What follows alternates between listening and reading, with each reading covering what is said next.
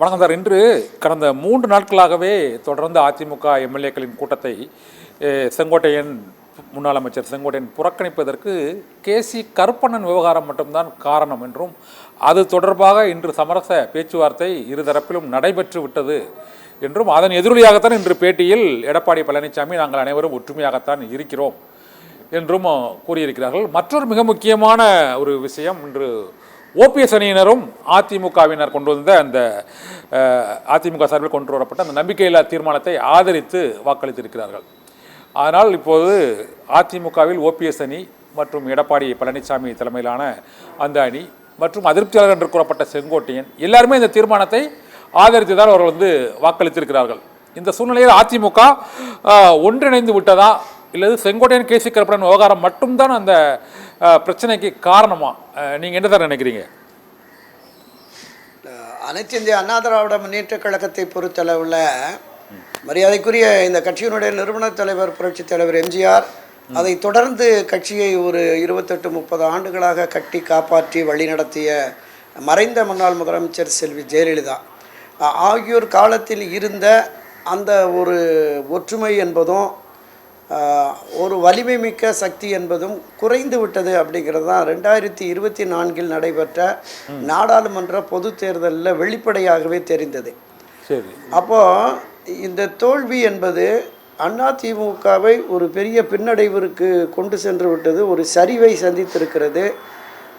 இந்த தோல்வியிலிருந்து மீண்டெழ வேண்டும் என்றால் கட்சி ஒன்றுபட வேண்டும் என்கிற கருத்து அதுவரையிலும் திரு ஓபிஎஸ் திருமதி சசிகலா போன்றவர்கள் தான் ஒருங்கிணைவோம் ஒன்றிணைப்போம் அப்படிங்கிற அந்த கோஷத்தை எழுப்பி அவங்க தங்களுடைய முன்னெடுப்பை நடத்தி வந்தாங்க.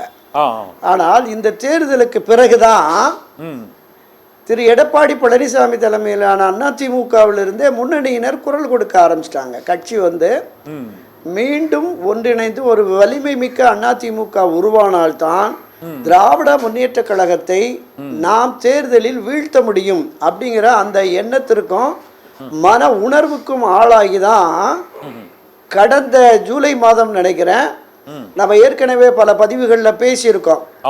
திரு செங்கோட்டையன் உட்பட திரு செங்கோட்டையன், தங்கமணி, வேலுமணி, சி.வி. சண்முகம், நத்தம் விஸ்வநாதன், கே.பி. அன்பழகன் 6 பேர் முன்னாள் 6 அமைச்சர்கள் சேலத்திலிருந்து இன்றைய எதிர்கட்சி தலைவரும் அண்ணா திராவிட முன்னேற்ற கழகத்தினுடைய பொதுச் செயலாளருமான எடப்பாடி பழனிசாமியை சந்தித்து கட்சி ஒன்றுபட வேண்டும் என்று வலியுறுத்தியதாக பொதுவெளிகளில் தகவல்கள் வந்தது.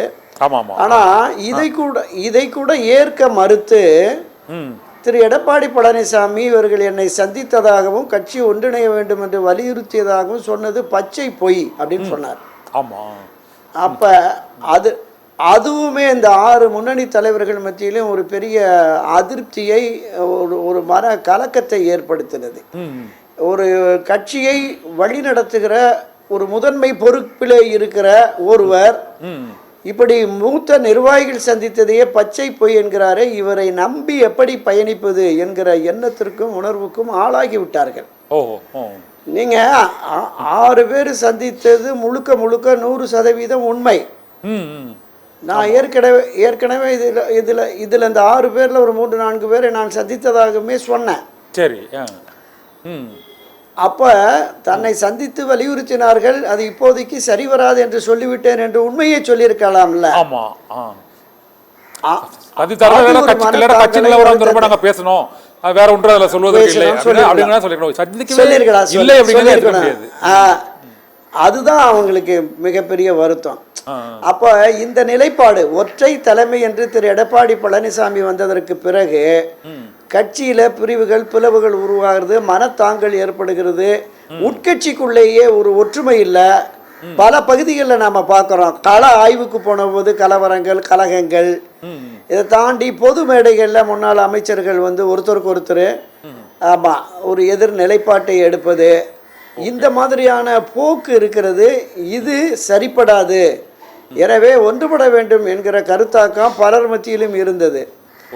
இந்த நேரத்தில் தான் திரு செங்கோட்டையன் அவர்கள் தொடர்ந்து திரு எடப்பாடி இப்படி ஒரு பிடிவாதமான போக்கில் செல்கிறாரே, இது கட்சி நலனுக்கு உகந்தது அல்ல, கட்சியின் நலன் முக்கியம், கட்சியின் எதிர்காலம் முக்கியம், கட்சி தொடர்ந்து வெற்றி பெற வேண்டும் என்பதற்காகத்தான் அவர் இந்த இந்த இந்த கலக குரலை எழுப்பி இருக்கிறார் அப்படின்னு நான் பார்க்குறேன். என்னன்னா, கட்சியினுடைய நிறுவன தலைவர் புரட்சி தலைவர் எம்ஜிஆர், கட்சியை கட்டி காப்பாற்றிய செல்வி ஜெயலலிதா ஆகியோர் படங்களை போடாம கட்சியின் பொதுச் செயலாளர் ஒரு விழாவுக்கு போய் பங்கேற்கிறார் அப்படிங்கிறத அவரால் ஏற்க முடியலை.